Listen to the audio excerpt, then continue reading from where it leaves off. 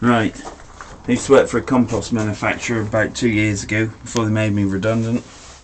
And due to the fact that people don't want to have peat in the compost, and there's all this green compost and everything else, they have to replace the peat with something.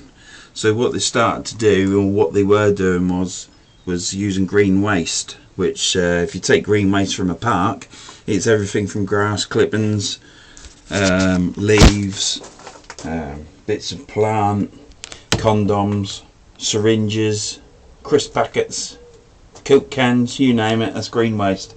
That all gets dished up in a lorry, sent to the compost plant, and then it's sent through a process of elimination, removing all these said items, so you've got just green waste.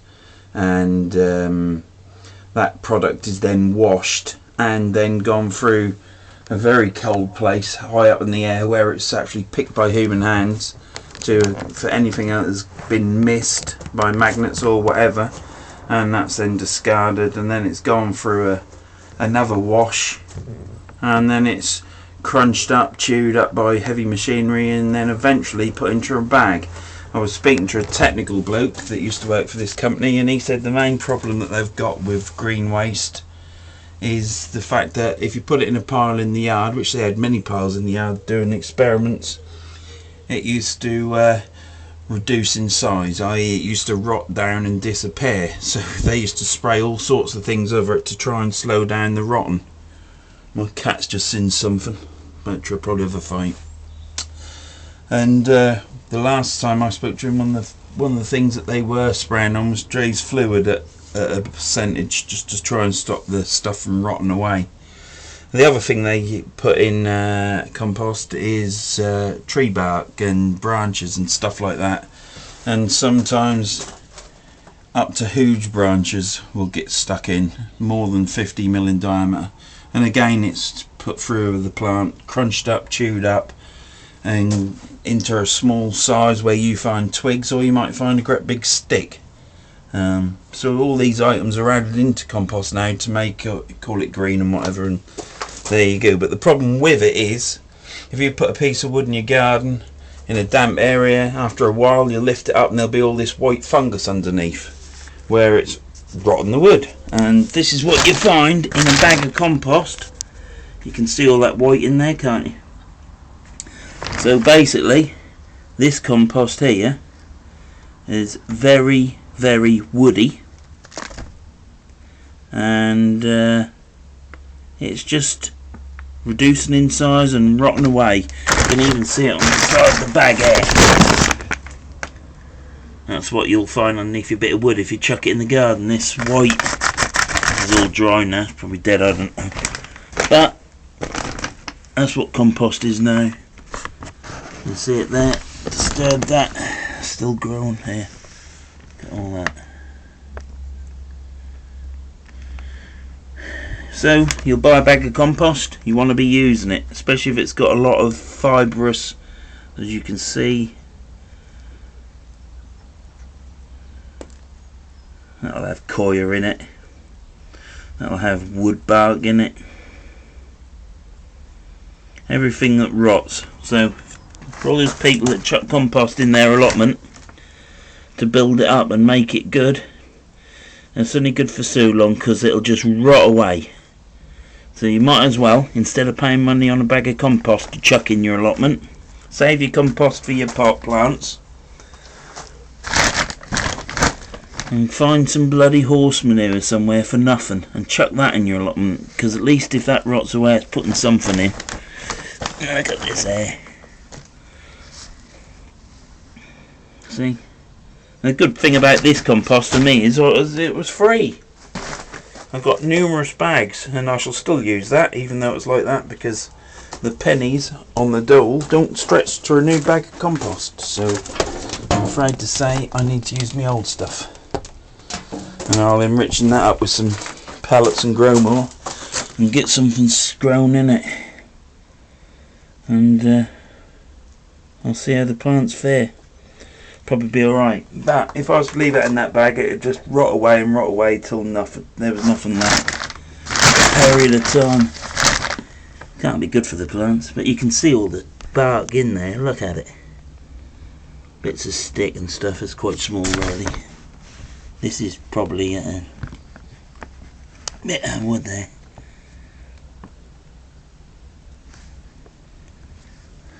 Just wood.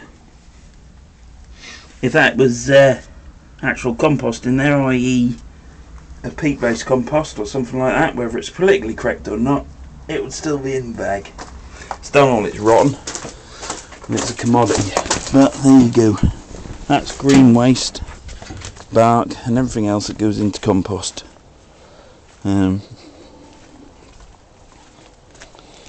Just quickly, I've got an orange tub here that I bought from Aldi's, or the wife bought it because she's the worker, and she's bought me some marigolds because I left it a bit late, and I've left it too late for this as well.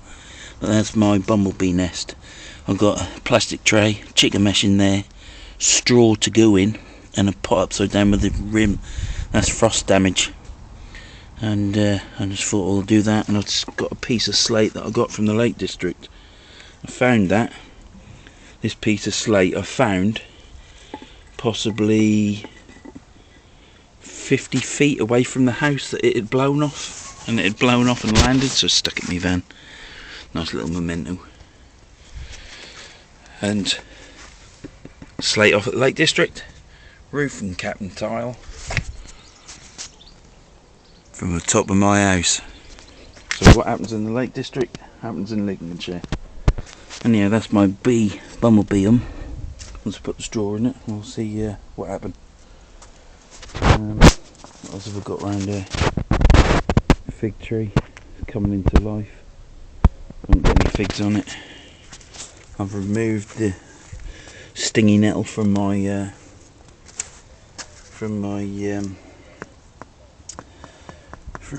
lamb plant, we'll call it, and my thyme.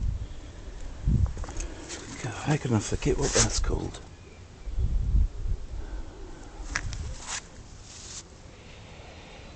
Rosemary. That's it. If you don't know what it is, smell it. Strawberries. I've got to put them in yet. Going to put them in amongst my blueberries,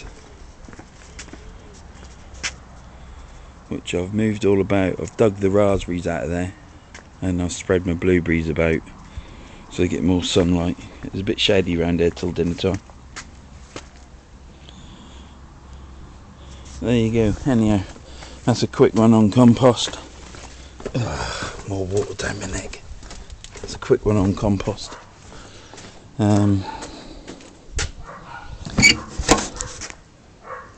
Peppers are coming along.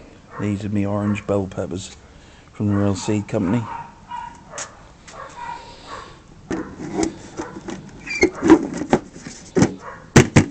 It'll take a while yet, but they're coming. That's my daughter's cat. He don't like me. Do we, Pudge? That's the wife's cat. We got in with a sack of spuds. He came free with a sack of potatoes. Tigger. That's my daughter's cat who's at uni. And these are my potatoes. Now they are quite good. Need to go in the ground. Desperate to go in the ground. Nicole salad potatoes. But I'm not planting them in the ground yet until the beginning of May, because I ain't faffing around with covering my potato tops up with bloody fleece and everything. I'd rather them get a bit too big. They've got good colour, they're not starved of light.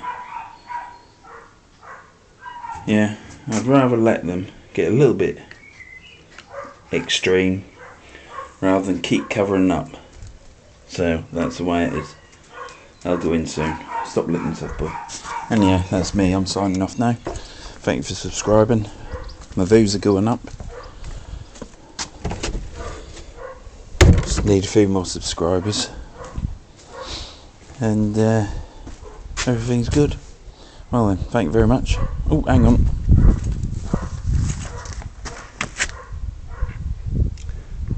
Got one asparagus there, and I've got another asparagus there, and I've got a cat on guard. He's looking after my asparagus Because we keep getting bloody couple of mice in our garden every night. And yeah, thanks for watching. See you later.